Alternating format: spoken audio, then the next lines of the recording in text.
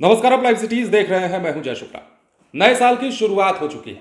2024 में हम प्रवेश कर चुके हैं और हम बात कर रहे हैं इस वीडियो में बिहार की।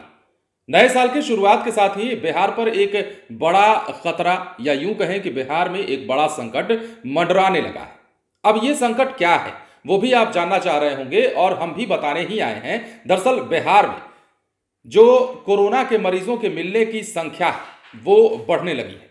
अब कोरोना के मरीज पिछले 24 घंटे में कितने मिले हैं वो आंकड़ा अगर आप सुनेंगे तो देखिए, आपको ये आंकड़ा भले ही कम लगे, लेकिन अगर नए दौर की बात करें, जो फिर से कोरोना की लहर की बात कही जा रही है, कहा जा रहा है कि कोरोना एक बार फिर से वापसी कर सकता है, उस संदर्भ में अगर देखा जाए तो बिहार में जो कोरोना के मरीज मिले हैं उनकी संख्या ज्यादा है। अब हम आपको आंकड़ों के जरिए समझाते हैं कि बिहार पर कैसे खतरा मंडराने लगा है और कैसे आपको सतर्क और सावधान रहने की जरूरत है।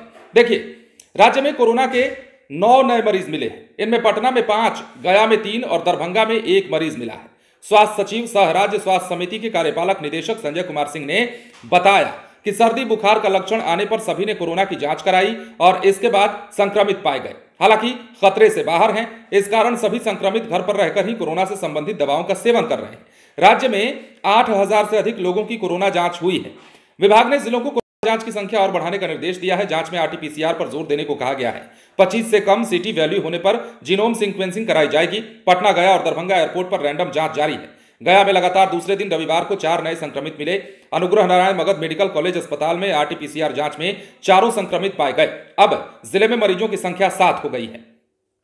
जो नए संक्रमित मिले हैं उनमें 3 गुरारू और 1 नई गोदाम के रहने वाले हैं। इनमें 1 महिला भी है। Civil surgeon doctor Ranjan Kumar Singh की माने तो 4 संक्रमित में से 1 महिला है। इन सभी मरीजों को सर्दी खांसी की समस्या थी। सभी का सैंपल जीनोम सीक्वेंसिंग के लिए पटना भेजा जाएगा ताकि पता चल सके कि कोरोना का ये कौन सा वेरिएंट है, क्योंकि नए वेरिएंट की चर्चा भी लगातार हो रही है। कोरोना का जो नया वेरिएंट आया है उसको लेकर भी हमने आपको खबर बता ही दी है। और केरल में जिस प्रकार मरीज के मिलने की शुरुआत हुई, मुंबई हो, गोवा हो, केरल हो, इन तमाम जगहों पर नया वेरिएंट जो पाया जाने लगा उसे लेकर भी अलर्ट जारी किया गया। बिहार में देश स्तर पर भी सतर्कता बरती जाने लगी। तो अब देखिए, इसके अलावा राज्य में कोरोना के 9 मरीज मिले हैं। इसमें जैसा कि हमने आपको बताया, पटना के 5, गया के 3 और दरभंगा के 1 मरीज शामिल हैं।